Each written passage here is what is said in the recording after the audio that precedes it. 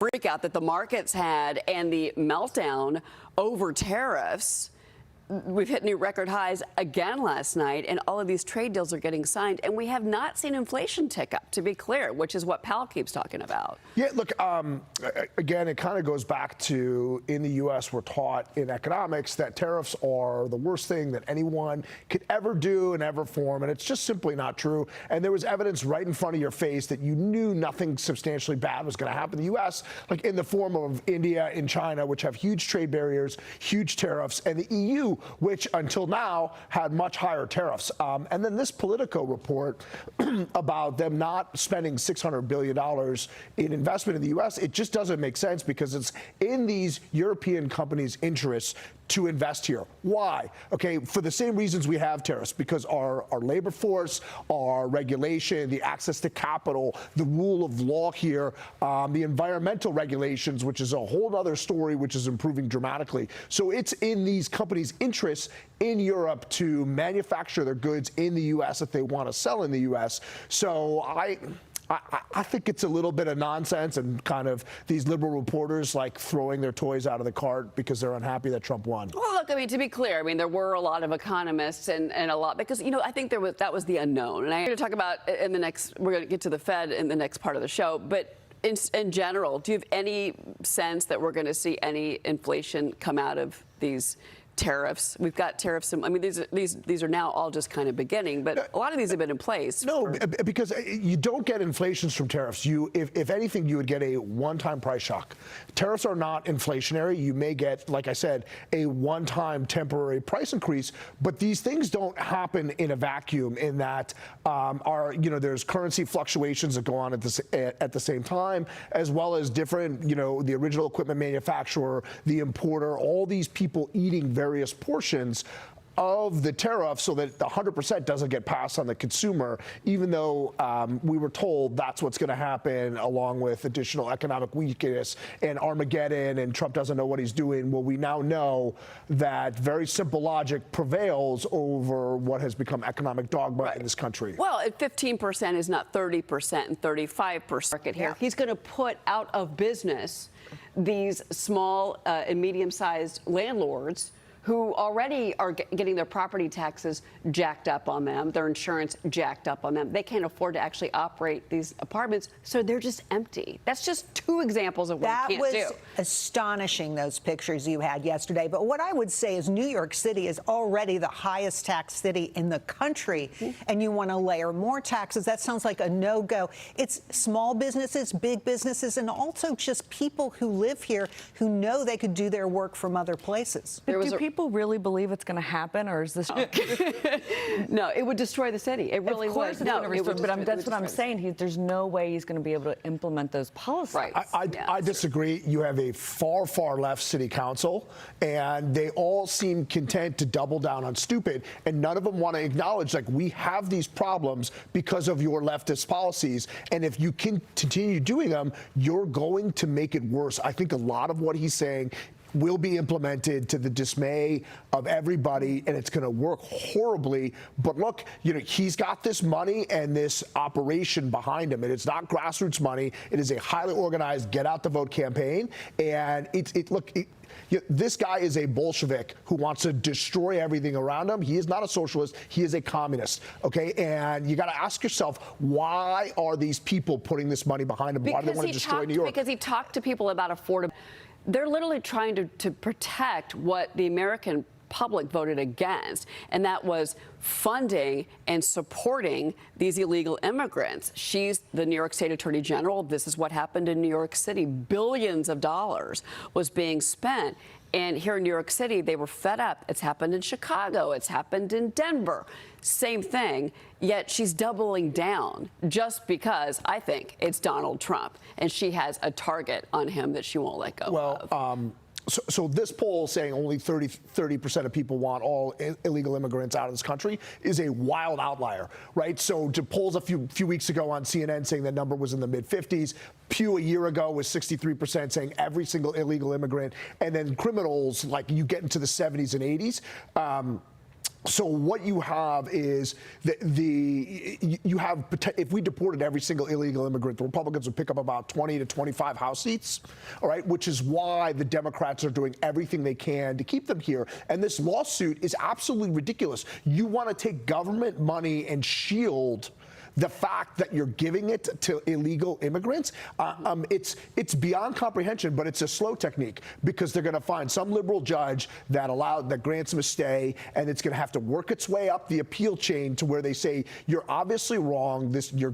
You can't get a TRO or some sort of stay to stop this from happening. There's a low likelihood you'll end up winning, and if you do end up winning, it will get overturned on appeal. So they're doing it for power to fight Trump, and it's absolutely disgusting. The American people have had enough of this. Look, 1 in 4 children in a public school classroom are anchor babies, meaning they never should have been here. And that's not like the places where I lived in Connecticut or the nice leafy white suburbs where these liberals live. It's the inner city and the poor communities. And if you could reduce the classroom size by 25 or 50% because of the anchor babies or the illegal children of illegal immigrants who don't speak English as their first language. Think of the drain that does and the outcomes that does to children across the country, in addition to the costs, the traffic. Right. This is Trump's #1 issue that he needs to keep pressing. The birthright citizenship issue, he's had some legal setbacks in that, but that still is being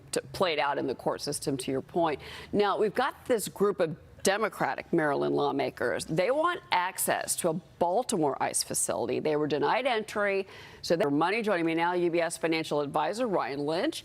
Also with me here on set, Michael Lee. Mike, we're going to start with you this morning. We've got futures actually higher ahead of tomorrow's Fed decision, but you've also got big tech earnings coming out, a lot of economic data. We're waiting on Boeing earnings in about 5 minutes or so. We'll bring that to our viewers.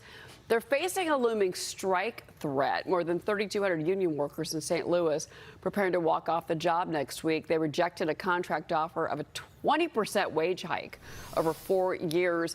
Big tech, obviously, you've got Meta, Microsoft out tomorrow after the bell.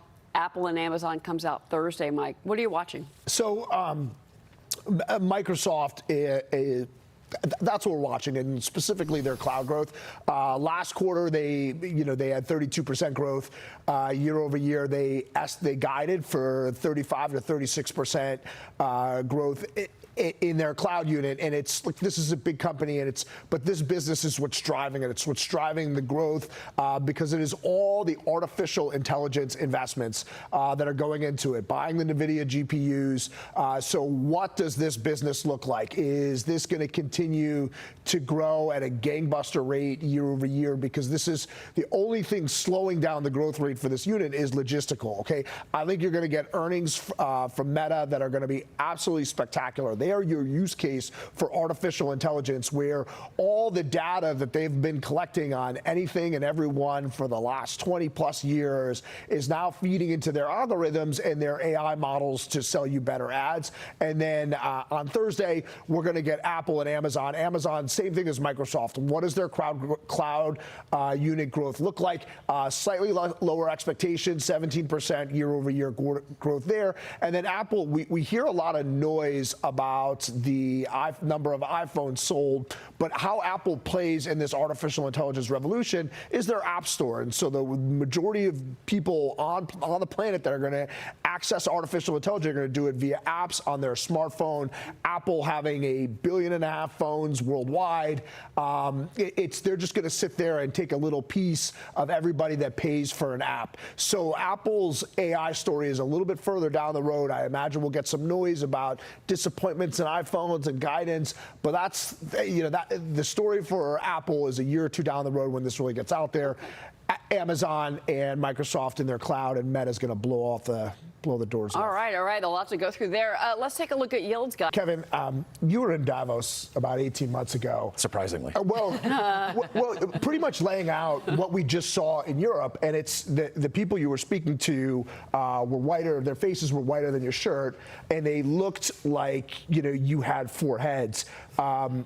A lot of what you predicted in that panel for trade and the global reset has happened, right? And so I got to say, from your standpoint, what's next? And it's got to feel good to be right? It does. You know, I'm an early American historian, so I'm better about talking about the past than the future. And I don't exist to say that I was right, but in this case we were. And what is happening with the election of Trump and Vance is that we are at the beginning, I believe, of a golden era, not just for the United States, although particularly for the United States, but a golden era of self-governance around the world, particularly in Europe. We think about Santiago Abascal in Spain as the leader of the Vox Party. We think about Nigel Farage, who's likely to be the next prime minister of the UK at the end of the 2020s. Those aren't just political victories. They're a reminder that God wires upon our soul across all the globe the desire to be free, the desire to be self-governing. That isn't something that's unique to the United States. It's something every human deserves. And I'm here to tell you, were it not for Donald Trump, were it not for J.D. Vance, this wouldn't be happening. Well, and the border wouldn't be, Mike, that really seems to be the loudest pushback, if you will, against the Trump administration, whose point is you did not protect Jewish students. You let anti-Semitism run rampant on your campus. Amongst a litany of other nonsense that that run wild at these leftist institutions. Just happy to see Linda McMahon lay the smackdown. Yeah, pun. I see the pun, and I get it, and I hear you, Jerry.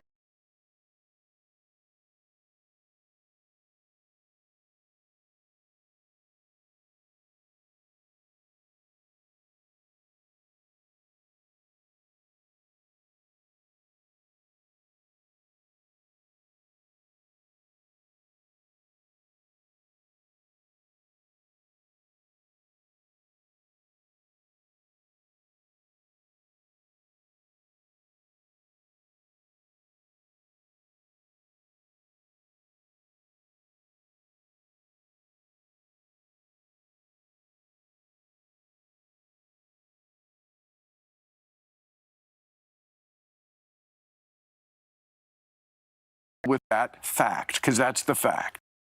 And, you know, Mike, he's talking about April and when the markets really cratered. Because it was the unknown. You know, we covered it. There was a lot of discussion about what these tariffs would be. Now, a 10% tariff or a 15% tariff is not a 35% tariff. That is not a 145% tariff on China. So, and those negotiations are happening. So, yeah, I'll just say though, with everything that Trump does, the worst possible scenario, and in some cases, total fabrications of his intentions or the policy outcomes or potential policy outcomes are portrayed by the bulk of the media nonstop. And particularly, and even conservative media jumped on the bandwagon because we are all taught to believe that free trade is this perfect thing that's going to happen. And, you know, we all need to live by it. It's the best thing, where in reality, it just doesn't exist. So I knew that this was coming and that these tariffs would be nothing. I did not think that we would get the type of deal with the EU that we just got. And like what Macron is saying is basically the advertisement for Brexit just a decade later, right? Like if you don't want to be part of this trading bloc and you want to do it your own, like do it your own, but you are now part of the EU and you got to live with everyone else. And like we do have the golden market, and the ideology and the theory behind this is that when you go to the best restaurant, do you expect to eat for less? When you play at the best golf course, stay at the best hotel, do you expect a discount? No. We have it is our consumption that drives the world economy. Our regulatory environment is the best for business, so the best capital markets, the best court system for legal recourse. So this is the best market in the world. Why are we making it the easiest of access for the lowest cost? It just doesn't make sense, and President Trump has capitalized on it. Yeah, no, I mean, and the retaliation, these non-trade barriers, non-tariff. Yeah, look, I mean, horrible news there.